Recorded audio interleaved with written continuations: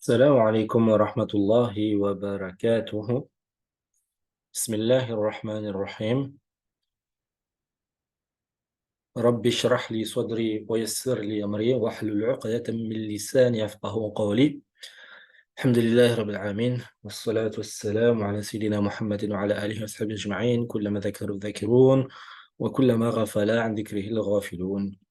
Donc aujourd'hui, on est dans notre neuvième, si je ne me trompe pas, assise sur les sciences de la Sunna et sur l'étude du livre de Cheikh Sayyid Abdul-Majid Al-Ghori, Al-Madkhal ila Dirasati Sunnati Nabawiyya, ainsi que sa version augmentée qui s'intitule Mabadi ut-Ta'amuli ma'a Sunnati Nabawiyya. Donc, ces deux livres qui sont des petites introductions au sujet de tout ce qui a trait à la Sunna et des présentations générales, donc présentation linguistique et terminologique de ce qu'est la Sunna, les différents sujets de la Sunna, la place de la Sunna par rapport au Coran, son importance dans le din, comme on a vu dans nos dernières assises. Et aujourd'hui, exceptionnellement, au vu de la situation de la Ummah du prophète Mohammed sallallahu alayhi wa sallam, et particulièrement au vu des événements qui ont lieu dans notre troisième lieu saint, dans notre haram, dans notre troisième haram, donc la mosquée Al-Aqsa, Al-Mubarak, et fait Aknaf al-Bayt al-Maqdis, donc dans les environs de Bayt al-Maqdis, de la Maison Sainte. Il se passe des événements très très graves. Euh, on voit la tentative d'exterminer nos frères et sœurs de Gaza, de Palestine plus globalement. Donc tout cela fait qu'exceptionnellement, on va peut-être consacrer une partie de nos majalis à l'étude de certains ouvrages qui ont été écrits par des ulama historiquement sur la région de Palestine, donc la région sud du Cham et la région du Cham plus globalement. Et ces ulama qui sont principalement des ulama de la seconde moitié du XXe siècle et pour certains qui ont vécu jusqu'au début du XXe siècle, euh, ils ont vécu la création du problème qu'il y a là-bas. La création, ils ont vécu quand la graine de tous les maux de cette région a été plantée, donc cette entité. Ils ont vécu aussi les faux mirages qui ont eu lieu dans le monde musulman, et plus particulièrement le monde arabe. Donc les faux mirages et les faux espoirs de libération, ils se basaient pour la plupart sur des agendas et sur des principes contraires au din qui a été révélé par Allah subhanahu wa ta'ala. Et parmi ces faux mirages, le plus grand fut certainement le panarabisme laïque qui eut pour, qu'on peut le dire, pour prophète, comme pour faux prophète, euh, Jamal Abdel Nasser. Et donc, ces savants, ils ont vécu cette période trouble, donc avec la Nakba, et qui a été suivie en 1967 de la Naksa et de l'annexion totale de toute Palestine, ainsi que du Golan et du Sinaï.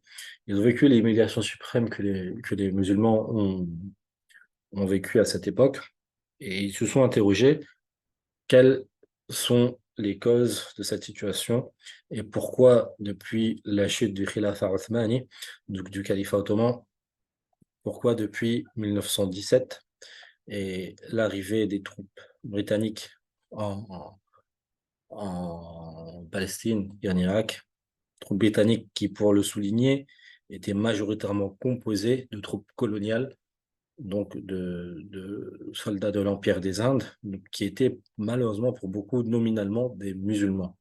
Donc Palestine a été pris avec des musulmans nominaux, des Mohammed et d'Ahmed, et qui étaient pour la plupart originaires des Indes, ou comme la France, de son côté, s'est emparée du nord du Cham, donc le Liban, ainsi que, ainsi que la région de Syrie, avec des troupes principalement, elles aussi des troupes coloniales, qui étaient aussi principalement nominalement musulmans.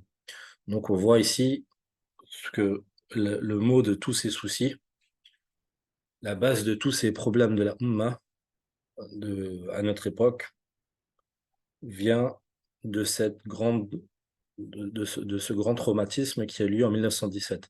En 1917, et puis 1918, avec l'officialisation de la prise du centre du monde islamique par les deux grands empires de l'époque, qui sont l'Empire britannique et l'Empire français. Et on voit que, comme on vient de le dire, dans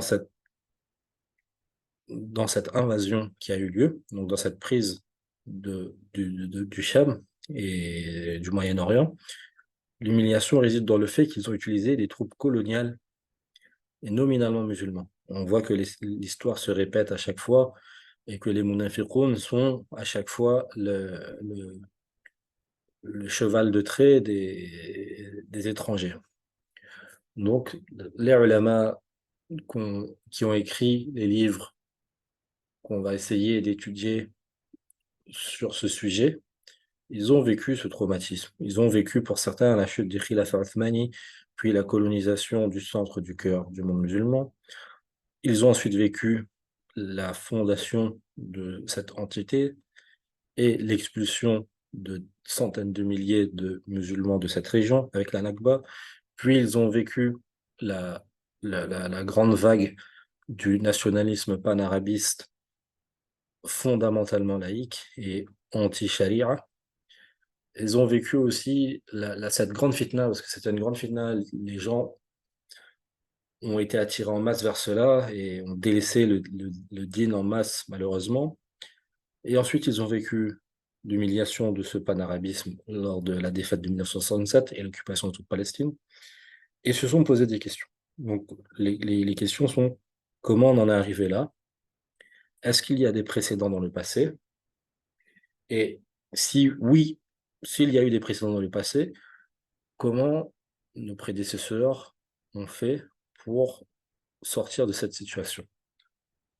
Donc, il y a eu une grande littérature qui a été faite à ce sujet. Beaucoup de chouyours et d'intellectuels se sont penchés sur le sujet. Malheureusement, on ne pourra pas faire une liste exhaustive de tous les livres qui ont été écrits sur le sujet, mais on va essayer de se concentrer sur quelques-uns de ces ouvrages et quelques-uns de ces chouyours. Majoritairement, ça va être des chouyours qui sont historiquement liés à la matrice Ikhwani, les Ikhwani historiques. Donc les Ikhwani historiques, à savoir les proches directs de Cheikh Snel Banna et ensuite de Oustaz Saïd Qutb. Et donc, quand on dit les Ikhwani historiques, ça va être par exemple des chouyours comme Cheikh Mustafa Sebari, qui était l'un des fondateurs des Ikhwan dans la région du Cham, les machères comme Cheikh Aboul Hassan Ali al-Nadawi, qui a été un trait d'union entre les ulama du monde indo-musulman et les ulama du monde arabe, et qui était un porte-étendard du retour idéologique vers le din dans le monde arabe, malgré qu'il était lui-même un alim d'Inde. On va aussi essayer de voir euh, divers ouvrages de différents jours. Aujourd'hui, j'ai pas eu le temps de bien préparer cela, vu que c'était pas prévu, mais on va essayer de présenter succinctement un ouvrage qui est une des références sur le sujet et qui a été écrit par le docteur, un, un- un auteur jordanien, donc qui a écrit, qui s'appelle Majid al-Kilani. Donc Majid al-Kilani, il a écrit un livre qui s'appelle Hakada Zahara Jilu Salah ad-Din wa Hakada Adat al-Quds. Donc son livre s'intitule C'est ainsi qu'est apparue la génération de Salah ad-Din, et c'est ainsi que Al-Quds s'est retourné à son giron, donc au giron du din du prophète Mohammed sallallahu alayhi wa sallam. Cet ouvrage, il a été écrit, si je ne me trompe pas, entre les années 70 et le début des années 90. Et le docteur Majid Kilani, qui est un intellectuel jordanien, à savoir que la Jordanie est un pays qui a été fondé sur les ruines de Khilafat Othmani et qui a été fondé sur la division des terres historiques de Palestine. Donc, ils ont divisé tout ce qui était à l'est du Jourdain et ont créé la Transjordanie, qui est devenue plus tard la Jordanie.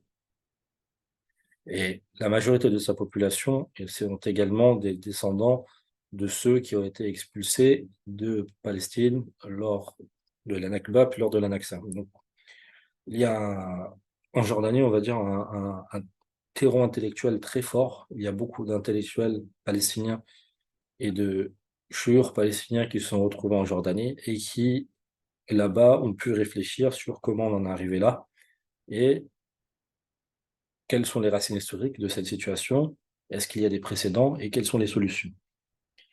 Donc, cher Majid Al-Kilani, il a réfléchi sur les causes et il a trouvé que, effectivement, il y a un précédent historique. Et ce précédent historique, c'est Hurub al-Salibiyya. Donc, c'est les campagnes des croisades qui ont duré sur 2 ou 3 siècles au Moyen Âge. Donc, au XIIe siècle,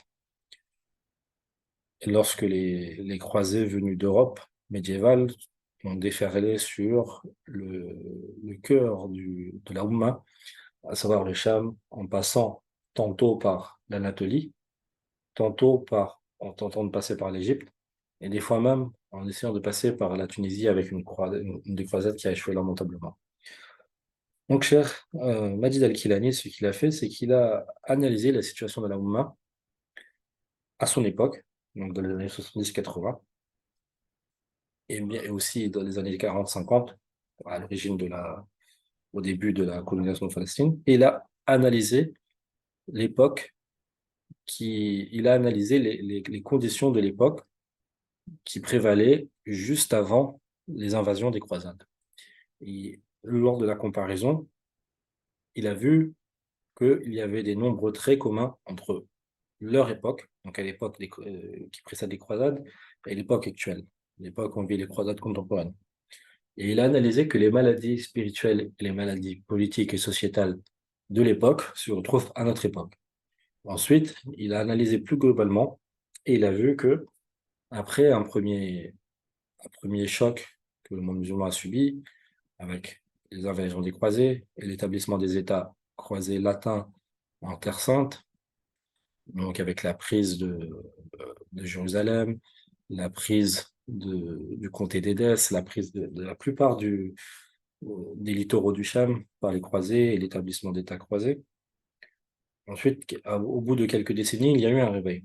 Il y a eu un réveil, un électrochoc, au début chez certains individus, et cet électrochoc s'est répandu. Ensuite, la Oumma a émergé de son choc, de son chaos, et il y a eu un travail de fond qui a été fait, et ce travail de fond a débouché sur une génération. Cette génération, c'est la génération qu'il appelle Jilu Salah ad-Din, la génération de Salah ad-Din al-Ayyubi. Et cette génération qui, en se basant sur le travail qui a été fait par leurs prédécesseurs, ont mis les moyens en marche pour libérer Al-Quds, pour reprendre Al-Quds. Et plus tard, petit à petit, pour expulser les Mu'tadin et les croisés du Darul Islam. Donc cette génération, c'est la génération de c'est la génération de Salah ad-Din. Donc c'est Jil, en arabe, Jil, c'est génération, Jil ou Salah ad-Din. Donc c'est pour ça que son ouvrage s'intitule Hakada, Zahara, Jilu, Salah ad-Din. C'est ainsi que la génération de Salah ad-Din est apparue. وهكذا عادت القدس. Et c'est ainsi que Al-Quds est revenu. Donc on va aujourd'hui voir vraiment très succinctement cet ouvrage en s'intéressant d'abord à son sommaire. Donc on va essayer de lire l'introduction après si on a le temps. On va d'abord analyser le sommaire qui est très parlant. Donc dans son premier chapitre, le docteur Majid Al-Kilani nous, nous présente d'abord l'importance de la recherche sur ce sujet qui est comment est apparue la génération de Salah ad-Din et comment sont apparus les mouvements de réforme spirituelle et politique qui ont débouché sur la formation de la génération de Salah ad-Din al-Ayyubi, rahimahullah, al-Sultan al-Nasir. Et donc, premièrement, pour comprendre comment est apparue sa génération, il faut comprendre le contexte qui précède sa génération, et le contexte qui précède la catastrophe. Donc, parmi les mots de cette époque, il y avait différentes calamités, différents maux qui touchaient la société islamique. Donc, dans ce premier chapitre, le docteur Al-Kilani s'intéresse à Madhabiyatul Fikr al-Islami wa Sura' al-Madhabi. Donc, il s'intéresse à l'état des idéologies islamiques au Xe, XIe siècle. Donc, et wa Sura' al-Madhabi, et les différentes luttes doctrinales qui avaient lieu à l'époque et qui ont affaibli l'édifice de la Ummah de l'intérieur. Et donc, cette époque est marquée par beaucoup de divisions, beaucoup de débats, beaucoup de haine entre les différents courants du din, des fois justifiés, des fois injustifiés, souvent injustifiés. Ensuite, il s'intéresse aux athar al-fikriya wa al-tarbawi al-ijtima'i wa siyasiya li sura' al-madhhabi. Et donc, cette époque qui est marquée, très profondément marquée par les divisions, que ce soit entre Ahl Sunna et Shia, savoir que les Shia avaient pris le pouvoir sur le Khilafa abbasside à l'époque, qui était devenu un véritable protectorat aux mains des vizirs bouyides, donc qui avaient pris le pouvoir sur la Sunna. Il y avait aussi des divisions entre les sectes batinites, les sectes philosophes, les extrémistes philosophes, les sectes hétéroclites, certains courants déviants du tasawwuf, certains courants déviants de Ahl al-Athar, qui étaient marqués par une certaine dureté, un certain littéralisme dans la compréhension des textes. Donc on voit qu'il y a différents courants et tous ces courants se faisaient une guerre profonde et souvent injustifiée, et ça affaiblit l'édifice de la Ummah de son intérieur. Donc ici, le docteur Al-Kilani analyse différents courants, donc parmi eux les batinites, les philosophes, les différents courants du tasawwuf, les différents courants qui traversaient aussi les fuqaha de l'époque. Et dans son deuxième chapitre, le docteur Al-Kilani va s'intéresser aux traces que ces luttes intestinales, que ces luttes internes ont eues sur la Ummah.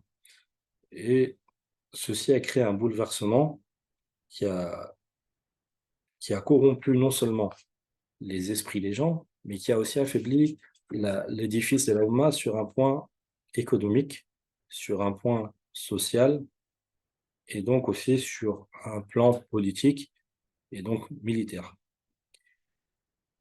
Et donc, c'est à ce moment-là, lorsque la Oumma arrive à ce moment de division intense, qu'intervient les croisés, et les croisés prennent en quelques années le, le pouvoir sur les littoraux du Cham, et les musulmans se divisent encore plus, et l'autorité centrale du Khilafat abbasi s'effondre. Et donc, à ce moment-là, il commence à avoir il commence à avoir parmi les awliya d'Allah certaines personnes qui commencent à se réveiller. Et c'est ce que le docteur Majid Al-Kilani va voir dans son troisième chapitre. Donc, ce troisième chapitre qui s'intitule Al-Marhalatul Ula li Harakat al-Tajdid wal-Islah. Donc, comme on le verra, et comme Cheikh Nadwi l'a très bien souligné dans la plupart de ses ouvrages, c'est qu'à chaque fois qu'on est dans une période de creux, dans la Ummah, il y a un processus, une sunna kawniyya, donc une loi universelle et immuable d'Allah qui se met en marche. C'est la sunna du tajdid et de l'islah, et des fois du tabdil. Donc c'est quoi le tajdid? Le tajdid, c'est la revivification, le renouveau, et ça vient du hadith où le prophète Mohammed sallallahu alayhi wa sallam informe que à chaque siècle, à tous les 100 ans, Allah va susciter parmi les gens certaines personnes qui vont renouveler le din, dans le sens où plutôt revivifier le din pour le ramener sur sa pureté originelle. Aussi ramener la Ummah à sa pureté originelle. Donc ça, c'est le processus de tajdid, l'islah. Donc l'islah, c'est le fait de réformer, le fait de réparer. Donc il a à toute époque, Allah va envoyer à toute époque, à chaque période de creux, à chaque période de calamité, des gens qui vont faire ce processus de tajdid, de révivification, de renouveau et de réforme, mais aussi de tabdil, c'est-à-dire de remplacement. Des fois, Allah va remplacer un peuple par un autre, comme il le dit dans le Coran. فسوف يأتي الله بقوم يحبهم ويحبونه أعزة على الكافرين أذلة على المؤمنين ولا يخافون في الله لومة لائم.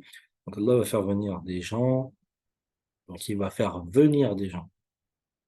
Yubaddila, il va changer, c'est-à-dire un peuple peut être remplacé par un autre, tout comme à l'époque des croisades, on voit que l'étendard du dîn passe de la main de l'ethnie arabe dans la main de l'ethnie turque et kurde, avec les Seldjoukides qui viennent et qui sont le porte-étendard de la résistance aux croisades.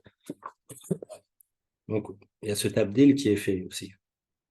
Allah va donner l'étendard d'autres personnes. Et parmi les grandes figures de ce mouvement de Tajdid et d'Islah qui a lieu à cette époque, la principale figure qui apparaît, il y a deux personnes, c'est Nizam al-Mulk. Nizam al-Mulk, c'est le vizir seldjoukide, c'est-à-dire que après que le khilafat abbasside de Bagdad ait été sous la férule des chiites bouyides, il y a les Turcs seldjoukides qui sont des sunnites qui venaient à la base de Turkménistan, qui commencent à déferler sur l'Asie centrale, et la région de Khorasan et la Perse, qui est à l'époque encore sunnite.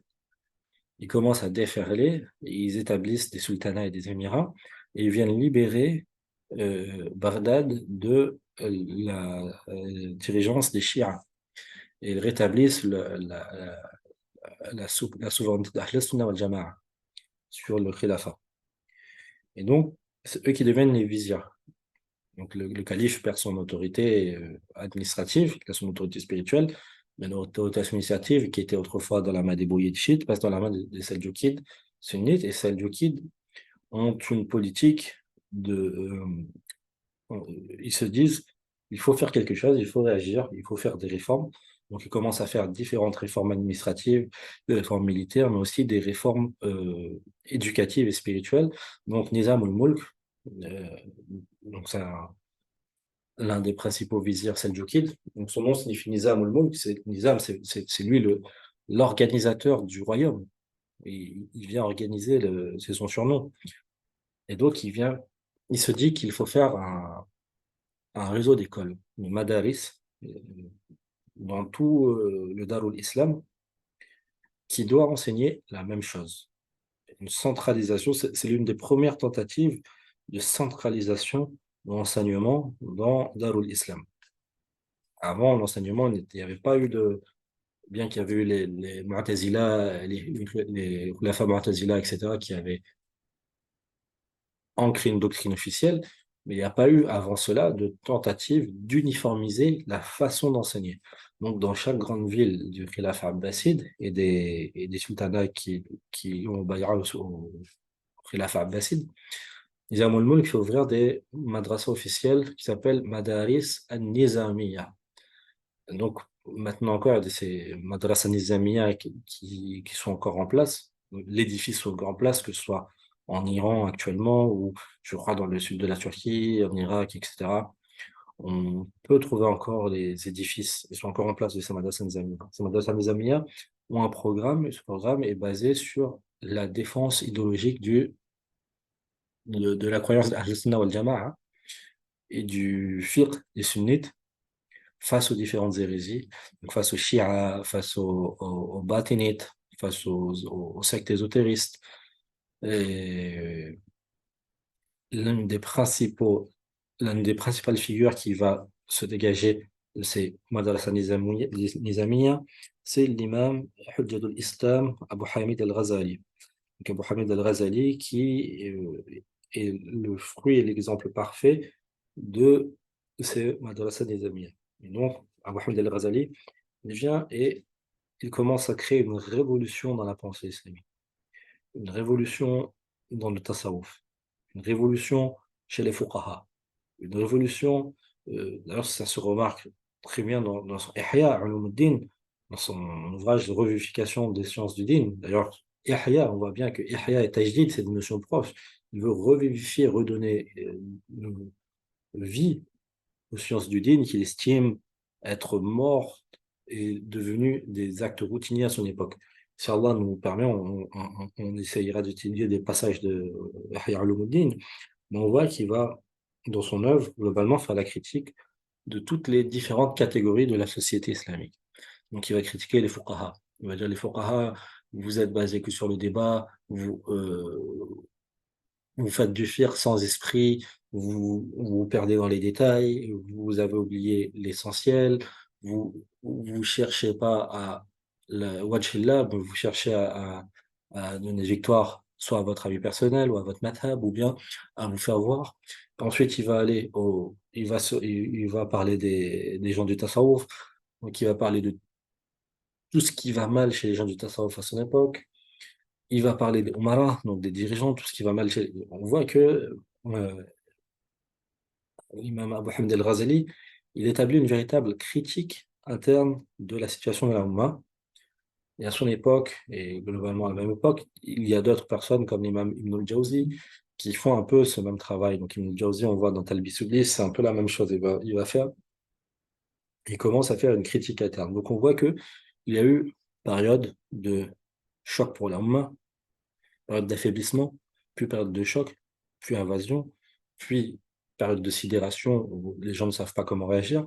Puis on voit qu'il y a des voix qui commencent à analyser, à se dire, mais ceci ne vient pas du néant. Il y a des causes, donc une analyse interne. Ils viennent scanner le corps de la Ummah pour déterminer les différentes maladies qu'il y a. Donc, et c'est cela que le docteur Majid Kilani va développer. Donc, ensuite, il va parler de Tashri sur le Ghazali لأمراض المجتمع الإسلامي المعاصر. Donc l'imam al-Ghazali va vraiment faire un trombinoscope, il va faire une ramification des différentes maladies de la société islamique de son époque.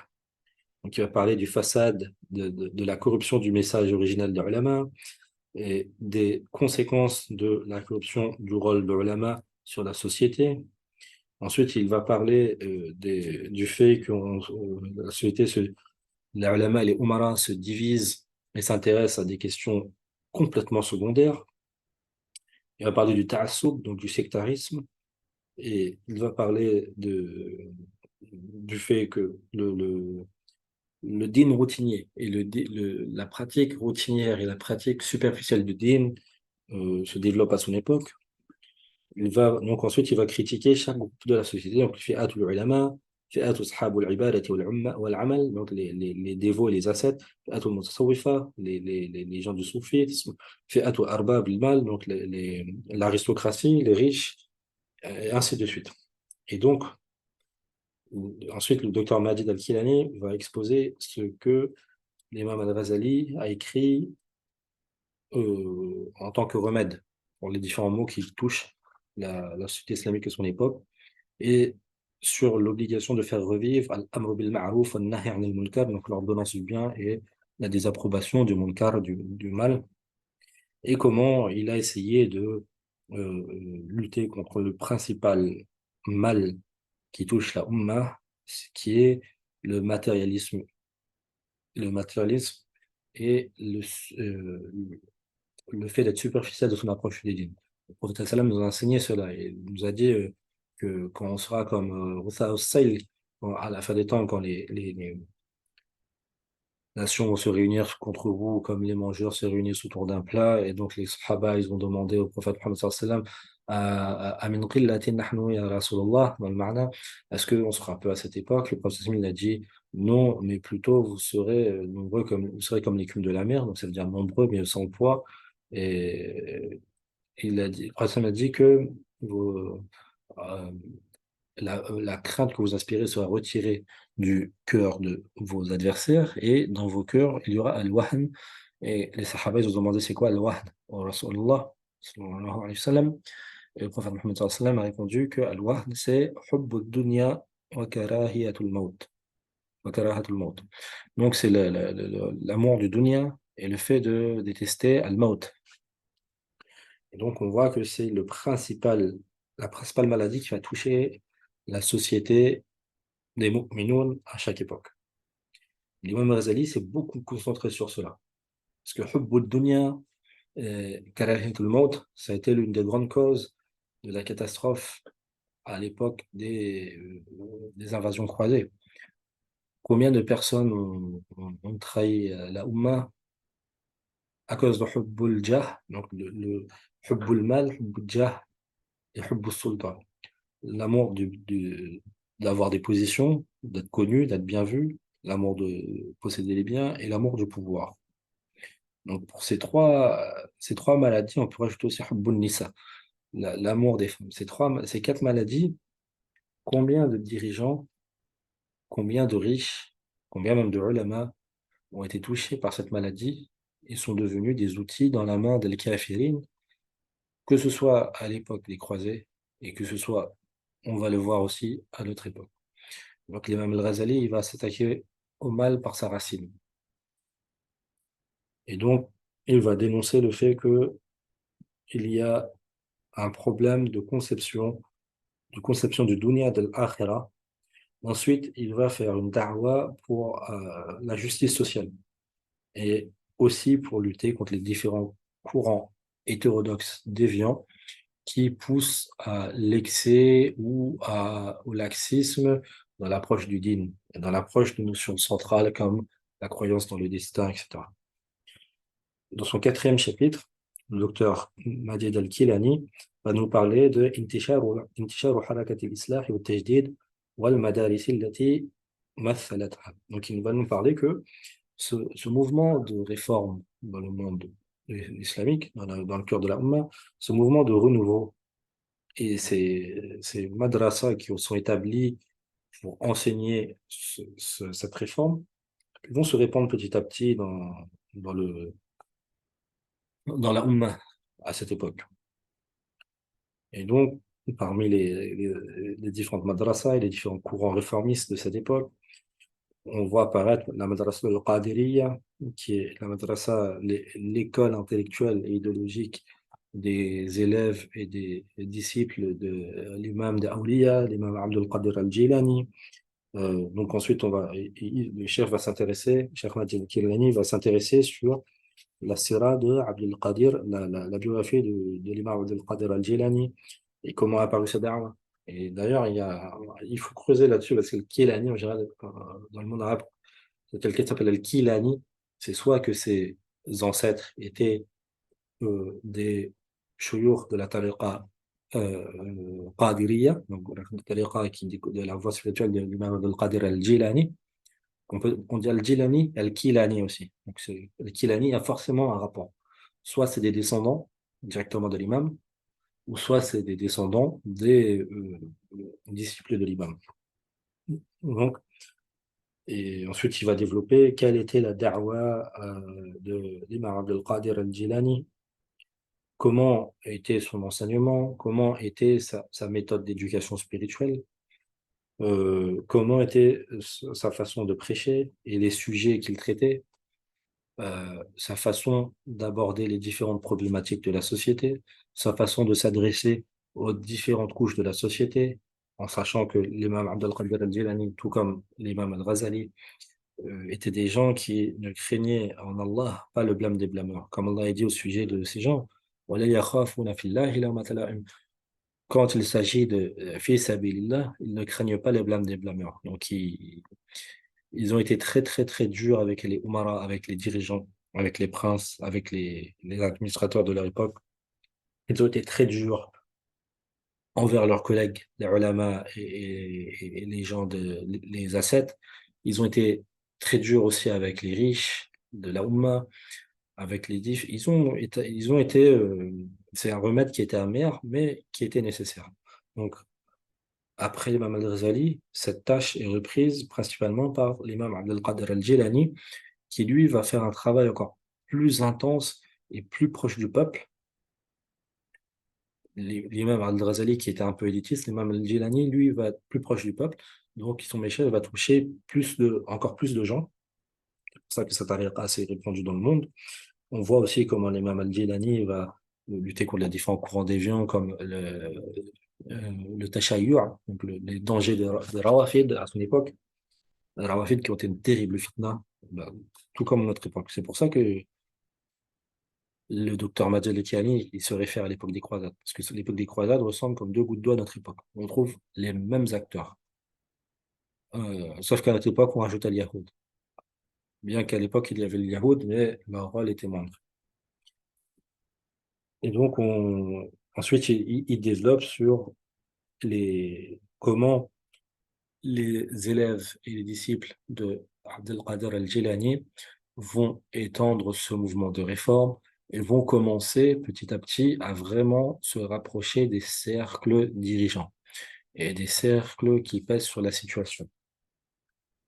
Et donc, ce courant va avoir de nombreuses ramifications, comme la madrasa al-Adawiyya, chaque madrasa qui se rattache à un imam, mais cet imam se rattache en lui-même à Abdelkader al-Jilani, la madrasa al-Suhrawardiya, la madrasa al-Bayaniya, la madrasa du Cheikh Raslan al-Ja'bari. Il n'a rien à voir avec la personne qui se nomme pareil à notre époque.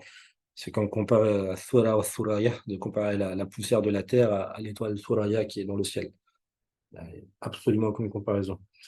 Euh, Ensuite, il va développer sur Ibn Qais al-Harrani, Aqil al-Minbiji, Cheikh Ali al-Haiti, Cheikh Hassan al-Ibn Muslim, Cheikh al-Jusayqi, Cheikh Abdul-Rahman al-Tafassunji, Moussa al-Zawali, Mohamed ibn Abdul Basri, la madrasa de Shakir al-Kurdi, etc., etc., al-Rifa'iyya, etc. Le Cheikh Ahmed al-Rifa'i. Il va développer un petit peu les aspects propres de chacune de ces écoles et de ces tendances, et pour développer plus tard pour arriver à son cinquième chapitre. Donc son cinquième chapitre, c'est Al-Athar al-Amma li Harakat al-Islah wa al-Tajdid. C'est donc là, on arrive à peu près une centaine d'années après l'imam al-Ghazali, voire 200 ans après l'imam al-Ghazali et l'imam Abdul Qadir al-Jilani, 100 ans, 150 ans. Donc, leurs efforts pour réveiller la Ummah et pour rééduquer la Ummah, pour faire un reset idéologique de la Ummah, commencent à porter leurs fruits. Et à ce moment-là, parmi les traces de leur da'wa, il apparaît إخراج أمة المهجر الدولة الزنكية وسياستها في الإصلاح والتجديد. Donc il apparaît à ce moment-là une dynastie, la dynastie des Zingides, qui sont des Turcs. Les Turcs à l'époque étaient principalement dans l'armée abbasside. Donc c'est une dynastie de Oumara turcs de l'armée abbasside, mais qui ont un pouvoir quasi indépendant et qui sont dans le nord de Bilad al-Rafidain, donc dans le nord de la Mésopotamie, actuellement de l'Irak, dans la région de Mossoul. Donc les Zinkides établissent leur pouvoir là-bas. Mossoul étant la région de Mossoul, la Jazira, donc la région qui s'étend entre Mossoul et Raqqa actuellement. Donc, on trouve à peu près les mêmes zones. C'était l'une des seules régions dans laquelle les croisés n'étaient pas venus.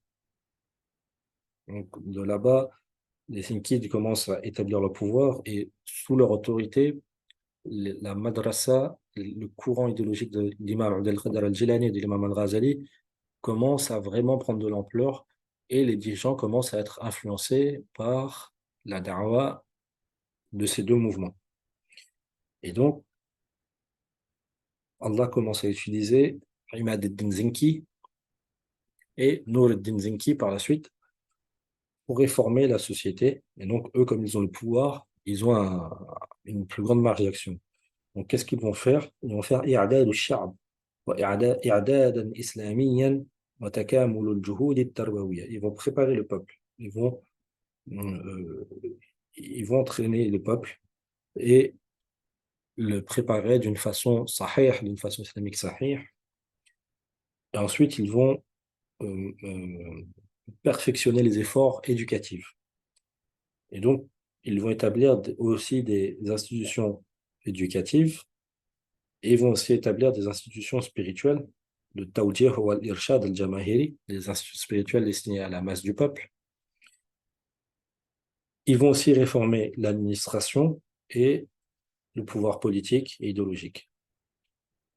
Ensuite, une fois qu'ils ont mis tout ça en place, ces institutions religieuses et ces institutions spirituelles vont les assister dans leur tâche qui est de préparer le peuple.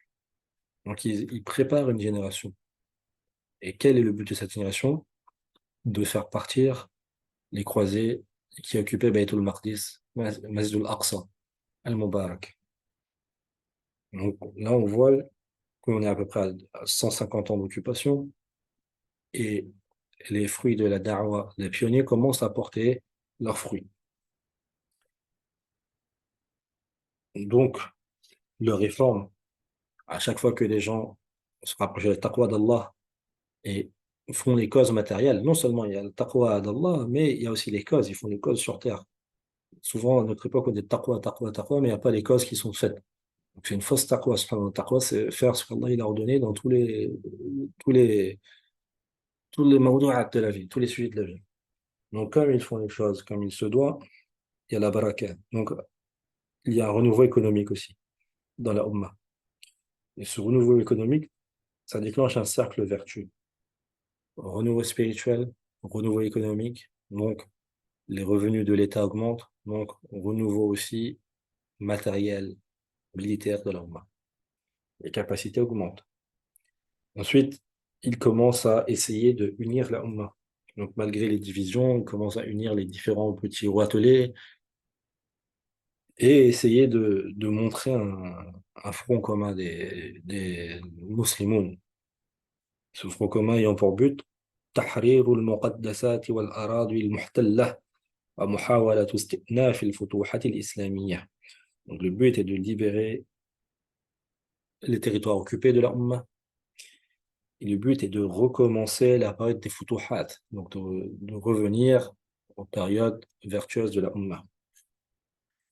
Ensuite, le docteur Majid Al-Kilani va faire des parenthèses, par exemple, sur le rôle de la femme à l'époque de l'État Nouride. L'État Nouride, quand on dit Nouride, c'est vraiment la période de Nour al-Din Zenki. Parmi les Zenki, il y a Imad al-Din Zenki et un Nour al-Din Zenki. La période de Nour al-Din mérite encore plus d'être étudiée. Et on le voit, on arrive ici à notre 6e chapitre. On n'aura pas le temps de présenter et qui va lui porter sur vraiment les fruits de Nuruddin, de la da'wa de l'État zinkide. Mais, subhanallah, on peut comparer à notre époque. Si on voit la Nakba, 1948, le din disparaît de la politique dans le monde arabe pendant 20 ans.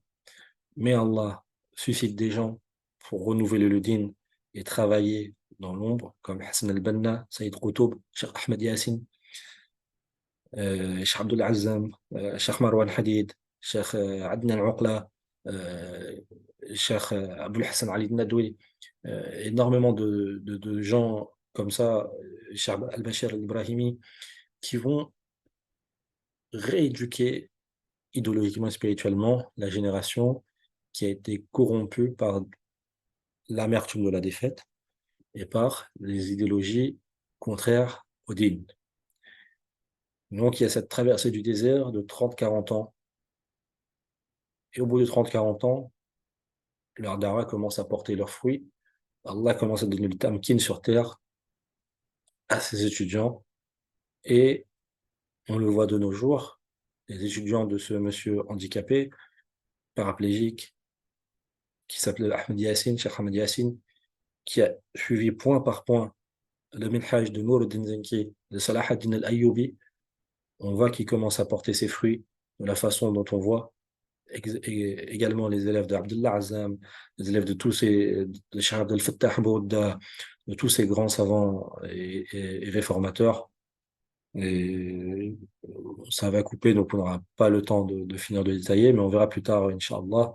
On demande à Allah de soulager la détresse de nos frères et sœurs et de donner la victoire au din, à ses awliya et de terrasser les kafirin. Wa sallallahu ala sayyidina Muhammad wa ala alihi wa sahbihi ajma'in.